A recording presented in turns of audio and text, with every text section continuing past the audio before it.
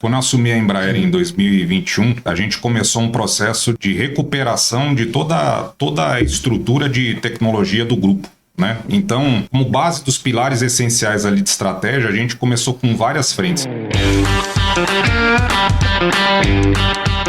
Bom dia, boa tarde, boa noite. Começamos mais um episódio dos Agilistas, o seu podcast que é o seu radar de negócios, tecnologia e inovação.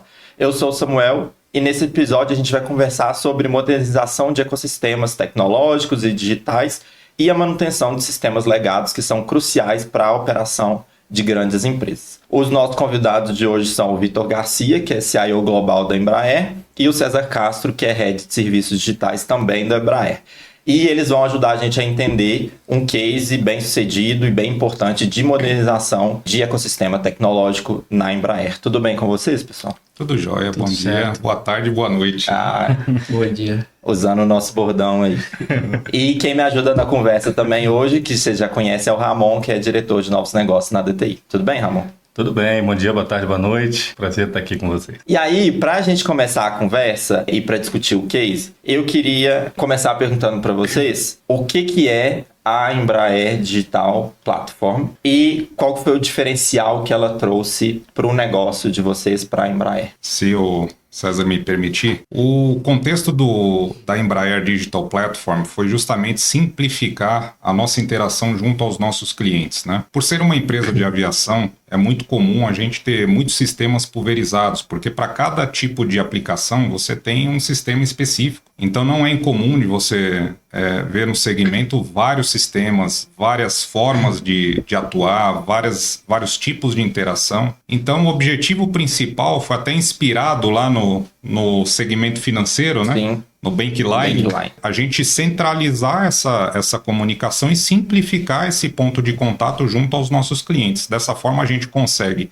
além de fazer o link, criar uma jornada junto aos nossos clientes, de forma como a gente consegue, vai desde a captação do cliente até a continuação na sua jornada durante o tempo de vida, tanto da aeronave quanto do próprio cliente. Então, o principal objetivo nosso foi a nossa inspiração, né, de simplificar a vida dos nossos clientes. E aí, então, complementando a pergunta, enquanto você foi falando, eu fiquei com duas dúvidas. Qual é o cliente da Embraer e quais são, se puder exemplificar um pouquinho desses serviços que tem dentro da plataforma, só para concretizar um pouco mais? O cliente, a gente não vai falar nome específico de algum cliente, né? Aqui, mas assim, a gente tem basicamente os clientes da aviação comercial. É só procurar aí a Embraer acabou de, inclusive, vender alguns slots de aeronaves para um grande operador aqui na região, né? Então, assim, são para esses clientes, né? A gente começou por aí e o objetivo é justamente simplificar, né? Então, simplificar a forma de comunicação e como é uma plataforma, a gente vai plugando coisas, né? Sim. Imagina que é um Lego, você vai colocando módulos, vai colocando cenários ali de negócio para justamente atender o cliente e também a gente conseguir, de certa forma, hiperpersonalizar para cada um deles, né? Da forma como ele gosta de operar, na forma que ele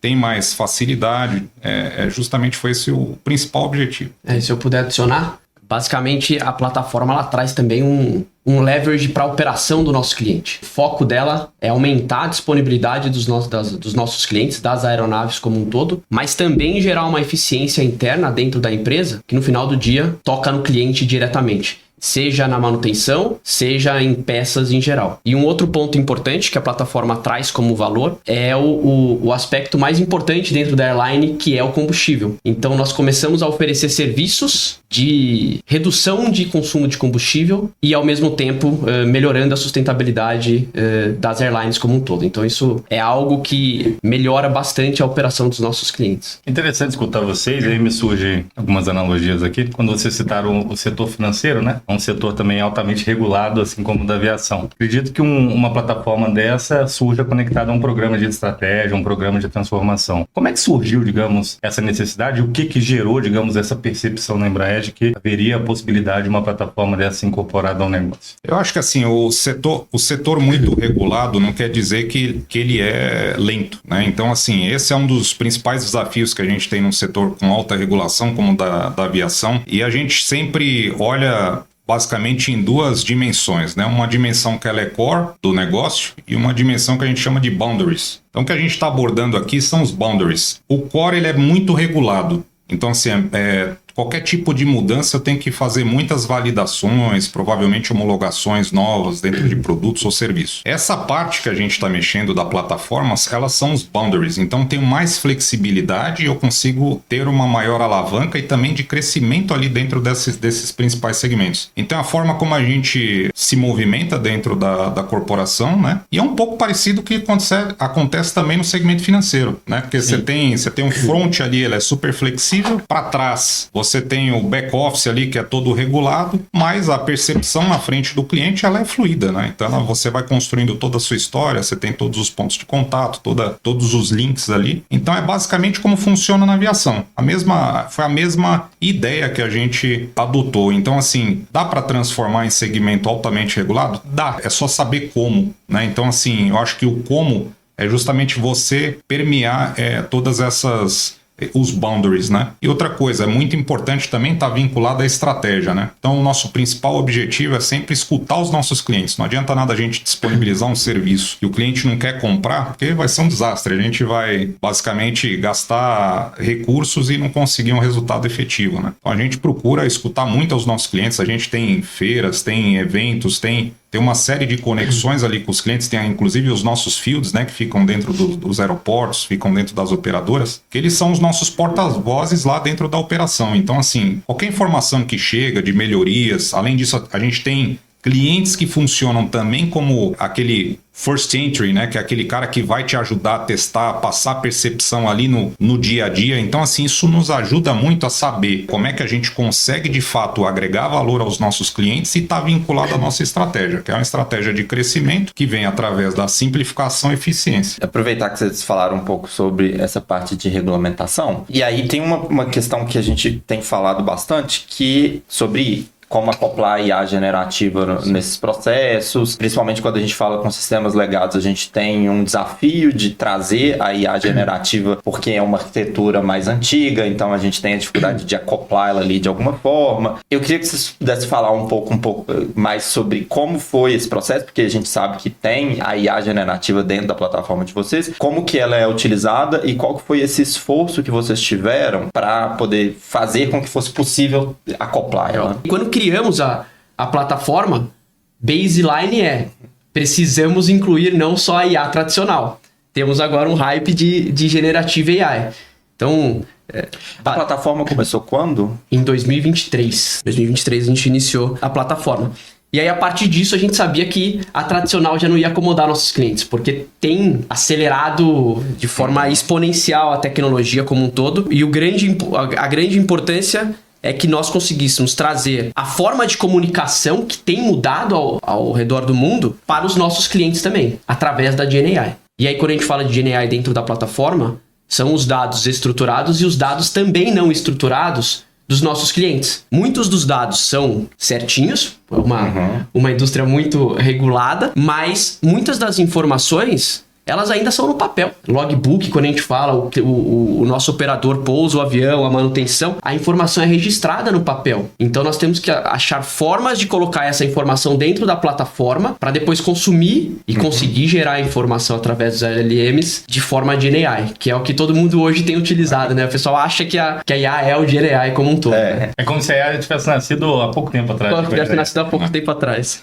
Desde a década de 60, né? Então, é uma coisa antiga. É que agora a gente, com poder computacional, a gente tem capacidade de processar muita informação, né? Essa é a diferencial do antes do de agora, né? De processar e de entregar também numa linguagem mais natural, digamos. Isso. Né? Porque a grande dificuldade é comunicar ali através de matemática, estatística, até uma linha de tecnologia que nem todo mundo tinha uma fluência nesse sentido, né? E aí a tecnologia abriu muito espaço para isso. Eu tenho uma curiosidade nesse aspecto, que é, dentro da indústria, de uma forma geral, existe todo um processo de transformação e de adoção das tecnologias à medida que você cria uma ideia como essa, né? Passa-se por um processo de letramento, de gestão da mudança e de adoção, de fato, de uma solução. Como é que foi todo esse processo dentro da perspectiva da plataforma? Veio muito antes, né? Quando eu assumi a Embraer em 2021, a gente começou um processo de recuperação de toda a estrutura de tecnologia do grupo. né? Então, como base dos pilares essenciais ali de estratégia, a gente começou com várias frentes. Então, teve uma frente de pessoas, de capacitação, de revisitar toda a parte de legados, né? O que era mais crítico, o que não era, o que a gente precisava, o que a gente não precisava, introdução de novas tecnologias, né? Novas metodologias. Então, assim, a gente veio trilhando esse caminho, então veio trabalhando nessa fundação já há muito tempo. Quando chegou em 2023, boa parte desses novas capacidades que a gente tinha acabado de desenvolver estavam prontas. A gente achou o momento propício justamente para dar o próximo passo. O próximo passo foi justamente um dos, né? Próximos passos foi a plataforma de serviço da Embraer Digital. E o que acontece? A gente já tinha pessoas, parceiros, metodologia, doutrina de como tocar um produto digital, porque tem uma doutrina específica, né? Diferente do que a gente estava acostumado a trabalhar. Então, assim, a gente veio construindo isso desde lá do começo. Então foi uma construção e sempre dando um passo de cada vez. Então, assim, um dos princípios da nossa cultura é a simplicidade. Então, assim, se é mais simples, fica mais fácil a gente resolver o problema e fica mais fácil a gente entender, inclusive, o que o cliente está pedindo. Então, a gente foi justamente com essa estratégia. Então, ser simples e um passo de cada vez a gente foi construindo. E para um head de serviços digitais numa empresa tão grande, e eu não conheço muito do negócio de aviação, então eu imagino que deve ser um negócio muito diferente. Mas quais são os desafios nesse fluxo, nessa jornada de transformação digital? Você acha que é importante? São diversos os desafios, né, como um todo. Você acha que é muito diferente de outros mercados? Eu acho que por conta da regulação que a gente tem, sim, a gente tem um desafio adicional, mas no final do dia acho que são pessoas. Como é que a gente consegue transformar o mindset das pessoas para entregar resultado? Porque acho que não tem nada mais motivador do que a gente entregar resultado e ver o resultado e querer mais resultado e mais resultado. Então acho que um ponto que o Vitor trouxe da plataforma como um todo, a gente não teve pressa. A Embraer tem um lema que é Safety First, Quality Always. E isso continua independente do tipo de produto que a gente está desenvolvendo, seja ele um produto físico ou um produto digital. E eu acho que a partir do momento que as pessoas entendem que aquilo vai entregar valor para o cliente final e também para ele, as coisas ficaram muito mais fáceis. Sim, tivemos desafios técnicos, como qualquer empresa, mas eu acho que o maior ganho que a gente teve foi conseguir transformar a cabeça dos nossos colaboradores para entender que aquela plataforma ia entregar valor no final da linha, principalmente para o cliente. Interessante escutar vocês falarem, porque a regulação acaba que atua como uma restrição habilitadora, né? E aí, olhando tanto para o setor financeiro quanto de aviação, né, de indústria, acaba que vocês conseguem trazer muita inovação para o país, né, para o Brasil, para o mercado, sendo pioneiros em grande parte disso. E também, pegando um pouquinho do que vocês falaram, me parece que toda essa jornada foi construída de forma ágil, né, um passo de cada vez, aprendendo. De fato foi assim? De fato foi assim. E aí, só colocando um ponto, né? A regulação pra gente, ela é um princípio de governança. Então, assim, quando ela é bem estabelecida, fica muito mais fácil a gente interagir. Porque a gente sabe onde que estão os guardrails, a gente sabe onde mexer, aonde não mexer. Então, torna as coisas muito mais claras, né? E falando do ponto aí da jornada, foi muito com esse princípio. E aí, por isso que eu comecei com cultura, né? Com a parte de capacitação dos nossos colaboradores, porque é uma forma diferente de pensar. A cabeça do engenheiro, a gente quer sempre tirar 10, 11. Fica difícil, assim, demora muito tempo para você evoluir até chegar lá. Então, um dos principais elementos que a gente trabalhou bastante junto com os colaboradores é assim: você vai chegar lá no 10, mas vamos primeiro ir um passo de cada vez, até a gente chegar num nível de maturidade que você vai estar lá e a gente fica lá. E falando de Embraer, né, a gente nunca está satisfeito no 10, né? Então, assim, quando muitos falam que o céu é o limite, o céu é onde a gente começa a operar. Esse é um bom lema. Acho que tem um outro ponto do ágil, né? O ágil não é ser rápido. Então, tem muita gente que não entende isso. Que entende dessa forma. Então, o que a gente conseguiu ali trazer é um grande entregável no primeiro momento, para justamente gerar aquele resultado e aquela motivação que a gente quer.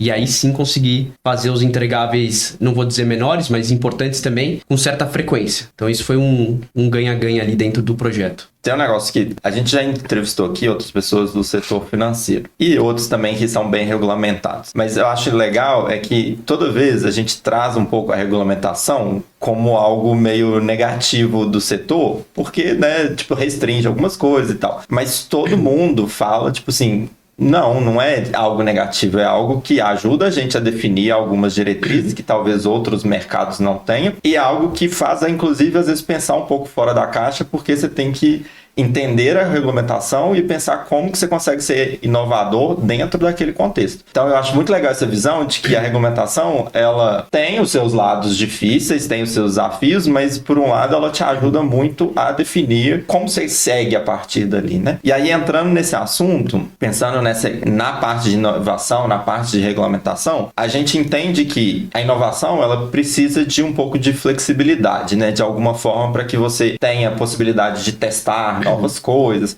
E aí um pouco a regulamentação ela te ajuda a definir o que você pode e o que você não pode testar, às vezes, né? Mas o que a gente sabe é que, e que também está no case de vocês, da plataforma, é que vocês desenvolveram um monte de provas de conceito. Eu Sim. tenho um número aqui que são 180 provas de conceito, que é muita coisa. Para justamente estressar a solução, saber quais os caminhos dá para seguir, qual que não dá, o que está dentro da regulamentação, o que não está, e trazer mais segurança, que inclusive é o lema de vocês, com qualidade, né? Juntando as duas coisas. Como que foi esse processo de desenvolver esse tanto de POC? Como que vocês conduziram isso? Então, isso Tinha várias frentes. Isso faz parte de um trabalho preliminar, como eu falei, né? Então, a construção da plataforma, ela veio depois, né? Depois de uma preparação. Então, quando a gente começou a trabalhar muito nos elementos ali de obsolescência, integrações, testes, a gente começou a criar vários componentes que a gente chama de componentes de reuso de uma plataforma maior, que chama uma plataforma corporativa Embraer. Então, imagina que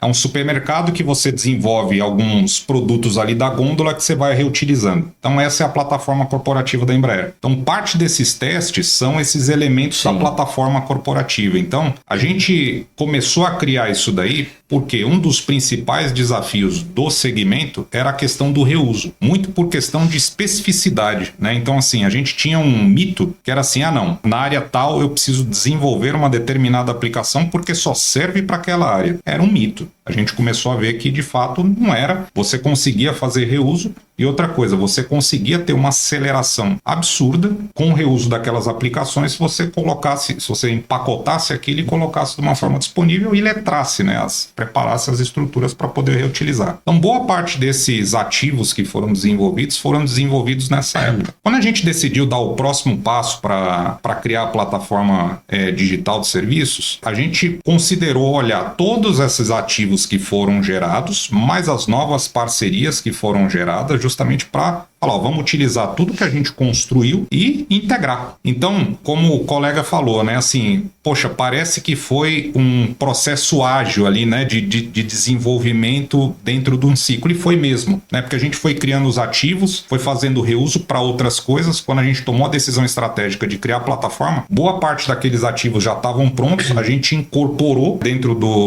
da plataforma e acabou desenvolvendo o resto que precisava. Porque agilidade também é sobre isso, né? Entender como desenvolver as coisas para que a gente vá reaproveitando ao longo do tempo. A vida é um Lego, né? Então a gente precisa saber como modelar, né? Eu acho que tem um ponto importante da POC. A Embraer, ela gosta muito nós gostamos, na verdade, muito de fazer a validação daquilo que a gente está fazendo prévio a colocar aquilo em produção, a gente chama. Então a gente tem a POC, mas tem a POV também, que é a prova de valor. Porque às vezes o conceito faz sentido, mas não gera valor para o cliente final. Então o lema nosso também é colocar o cliente no centro. O cliente tem que fazer parte desse desenvolvimento. O cliente tem que colocar o requisito dele e validar durante o desenvolvimento se aquilo está aderente ao que vai entregar de valor para ele. Então, dentro dessas 180 POCs, POVs, teve de tudo, né? Teve do lado técnico, teve do lado de valor, e é uma construção que não foi só para a plataforma, é muito maior que a própria plataforma, né? É para a Embraer como um todo. Então, vocês chamam o cliente para o processo de desenvolvimento, tipo assim, tá aqui, vocês entendem que isso faz parte? A gente chama ele, na hora que a gente está fazendo a concepção dos protótipos ali, a gente tem alguns clientes que participam, inclusive, da concepção. Quando as aplicações elas vão avançando, a gente acaba testando em campo, e aí tem uma troca muito importante ali, tem coisas que até o próprio cliente descobre, né? Então, assim, é um processo muito bacana, né? E aí, assim, a gente tem certeza que o que está sendo desenvolvido realmente dá o fit com o qual a gente está buscando, né? Como se a validação já estivesse acontecendo ali junto com o cliente e o aprendizado vindo junto, né? O que eu achei mais interessante desse ponto é, né, obviamente aí do lado de fora, né, do ambiente de vocês, eu não tinha uma perspectiva dessa escuta ao cliente e do entendimento de uma jornada e de como ele pode ser participativo na construção de novos serviços, soluções e naturalmente ajudar na estratégia da empresa. Isso é algo recente ou você já tem essa jornada do cliente mapeada? Como é que isso, de certa forma, também ajudou nesse processo de materialização da plataforma, né? Porque a gente está pensando na plataforma como sendo um grande produto, um grande serviço ao cliente. Do ponto de vista digital, é algo recente. Desde quando a gente conseguiu começar essa transformação digital de fato dentro da empresa, e aí a gente colocou o cliente como centro e parte do processo desde o início. Então, já fizemos isso lá no passado, e inclusive foi um pedido dos clientes, voltem a fazer. Então a gente colocou de novo dentro do nosso processo para fazer acontecer. Faz parte desse início da jornada, né? Quando assumi, uma das primeiras coisas que eu pedi para as unidades de negócio que a gente tem é de visitar os nossos clientes. Aí todo mundo se espantou e falou, mas o que o CIO tá indo falar com um cliente que compra avião? Eu falei, eu quero entender o que ele demanda, né? Então, quero saber para a gente ajudar, para a gente justamente construir esses ativos que foram criados, né? Tentar escutar da boca do cliente o que ele está esperando da companhia, né? Então, a gente fez esses roadshows, participou desses eventos, né? Conversei com bastante gente, com bastante clientes, fui para campo, né? Recordei 25 anos atrás, quando eu estava em aviação, e foi muito importante, porque assim, meio que balizou uma série de ideias que a gente tinha, algumas foram eliminadas, inclusive, porque não fazia sentido a gente gerar coisas que não era o que de fato o cliente queria. Então nos ajudou bastante a ter a concepção inicial de como é que a gente ia formatar essa estratégia para até chegar nessa plataforma, né? E outra, a plataforma ela evolui, ela é um ecossistema vivo, né? Então é sempre importante a gente estar falando junto com os nossos clientes, porque assim, o cenário ele muda, né? Então assim, é importante a gente pegar essas nuances, né? Seja do cenário econômico, seja de um país específico ou de um cliente específico que tem um nicho. Então, isso é muito importante, a gente permanecer com esse contato. E eu acho um negócio que você falou, que as pessoas meio que se espantaram quando você queria ir lá conhecer o cliente, é porque, no fim das contas, isso parece tão básico, né? Tipo assim, você precisa conhecer o seu cliente para entender qual o caminho que o que você precisa desenvolver, o que ele tem de dor, né? Me falaram na época, até no mercado, né? Assim, pessoal mais do financeiro, né? Falou, mas o CIO fica na cozinha. Eu falei, sim, mas eu cozinho pro meu cliente.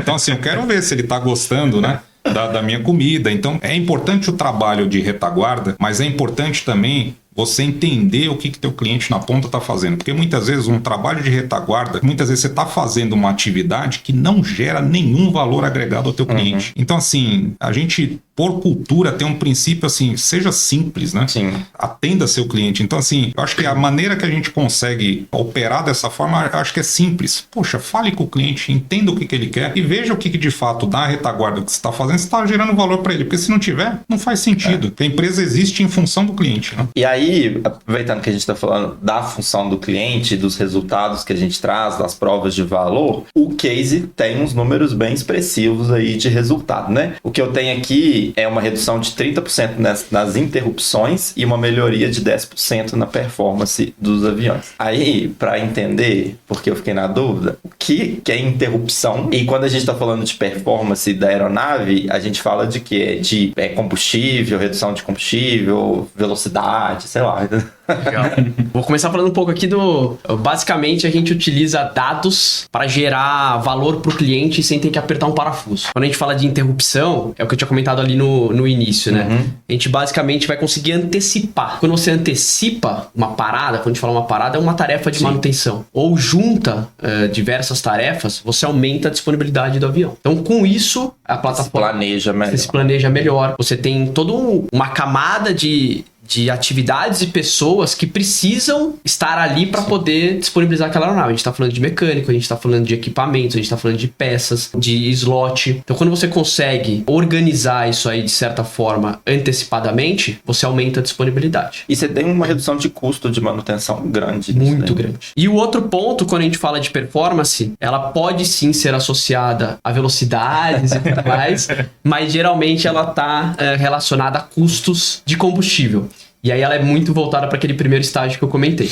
Então, a plataforma, com a quantidade de dados que a gente tem, ela proporciona criar modelos matemáticos que diminuem o custo de combustível. E o custo de combustível é, sim, um dos pontos mais importantes dentro das airlines. Então a gente pode reduzir consumo de combustível através da APU. A APU é a Auxiliary Power Unit, que é aquele motor que fica atrás, geralmente, da aeronave, para deixar o passageiro confortável, com ar-condicionado e a aeronave, obviamente, suprir todas as outras necessidades. Estou sendo bem simplista aqui. Mas também diminuir na parte de taxiamento, em climbing, em descent. Então, toda essa parte gera uma performance melhor. E através dos dados, e aí, quando a gente tem uma quantidade muito grande de dados, e a gente está falando de mais de 200 airlines, nós temos essa capability de conseguir construir esses modelos e oferecer isso para os nossos clientes. Isso já é usado em outros segmentos também, né? É bem comum a gente ver em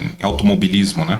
Então, todo o processo ali do pit stop no automobilismo, ele tem os mesmos princípios, né? Então, foi uma das concepções que a gente acabou utilizando aqui também. Além desses resultados de interrupção, de performance, tem algum outro ponto que vocês acham importante? Tipo, por exemplo, vocês conseguiram trabalhar um pouco mais a satisfação do cliente? Até entrando um pouquinho nessa pergunta, né? O cliente, de certa forma, interage diretamente com essa plataforma, tem toda uma interface com ele, ela evoluiu também a partir Tem uma interface direta com os nossos clientes, interage diariamente de minuto a minuto, basicamente, porque toda vez que o avião gera a informação, ela está disponível para o nosso usuário. Então, ele interage com frequência toda hora. E acho que um dado importante, né? A Embraer tem um avião decolando a cada 10 segundos. E a gente está falando de geração de quase 1 GB por voo, por perna que a gente tem. De dados? De dados. Isso na comercial? Isso na comercial. Só na comercial. Tem as outras divisões também. Então vocês podem imaginar a quantidade de dados que a gente absorve diariamente para poder gerar esses modelos. São 150 milhões de passageiros transportados. Não é pouco. Com presença global, né? Acho que isso é muito importante. Nossa, imagina a quantidade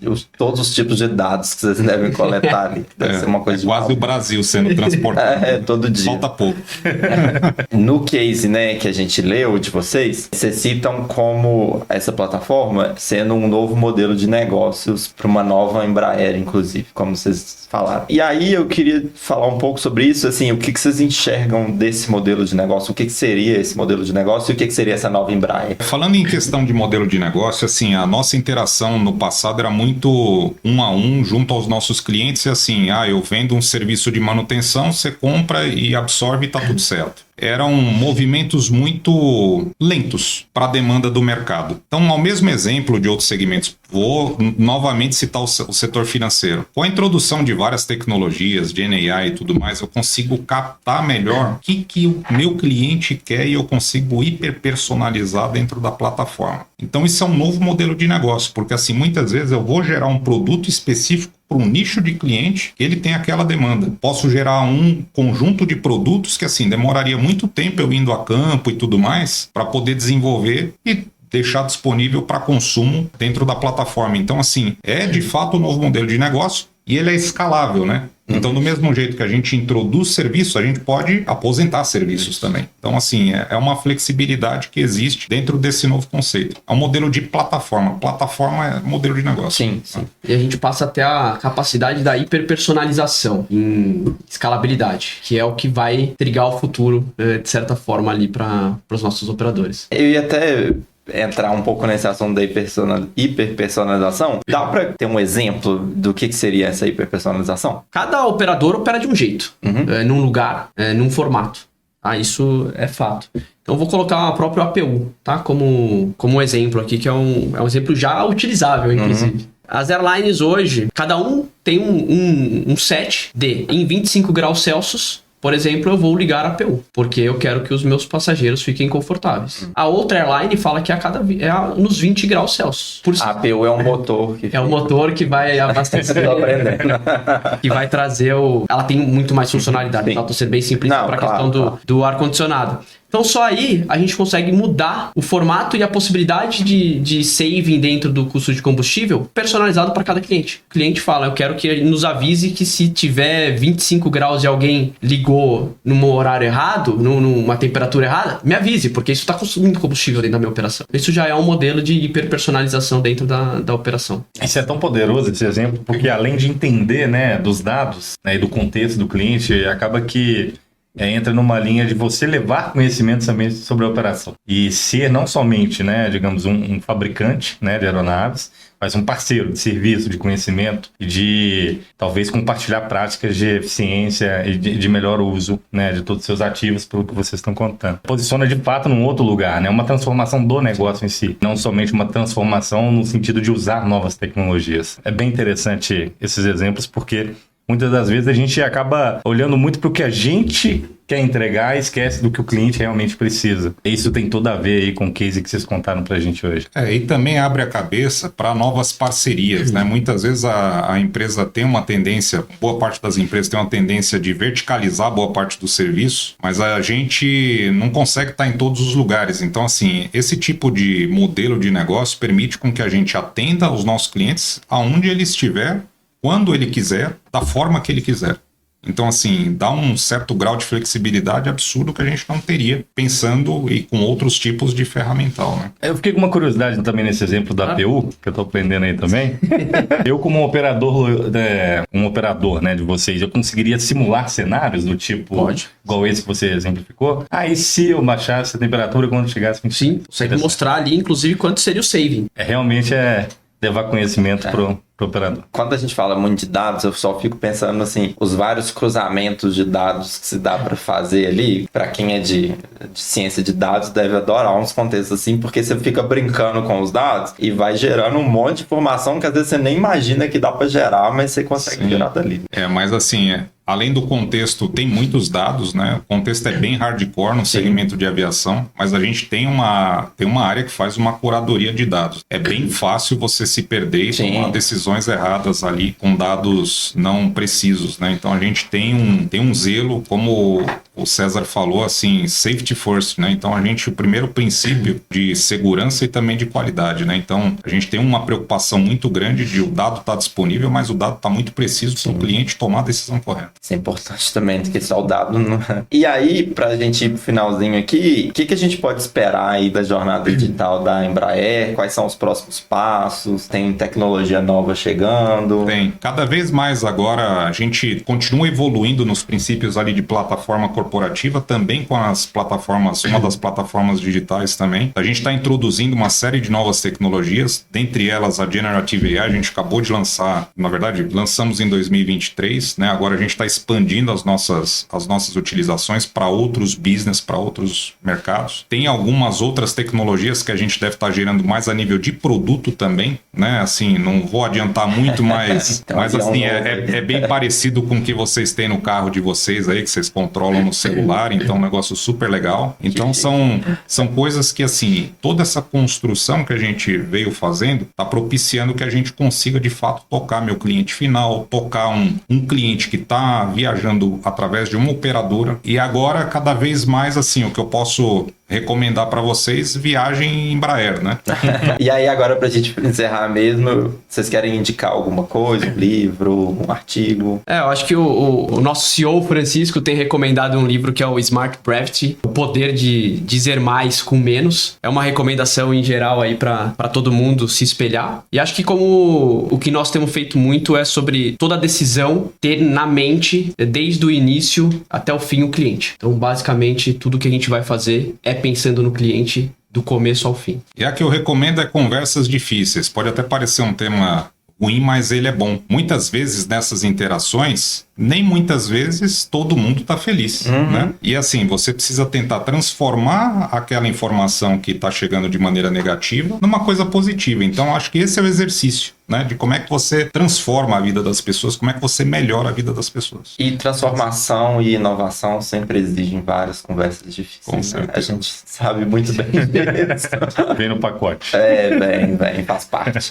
Queria agradecer vocês pela conversa. Todo episódio eu saio aqui aprendendo alguma coisa. Hoje eu aprendi algumas coisas sobre o APU, então muito obrigado pela conversa. Nós que agradecemos. agradecemos também. Obrigado. Obrigado, foi muito interessante conhecer toda essa jornada de vocês. Parabéns pelo trabalho. E para quem escutou a gente até aqui, avalie na plataforma digital preferida, dá para deixar o comentário lá no Spotify também, pergunta, qualquer coisa que vocês querem deixar pra gente. A gente tem o nosso perfil no LinkedIn, tem o nosso canal público no WhatsApp e a gente tem a newsletter mensal também. Obrigado e até o próximo episódio.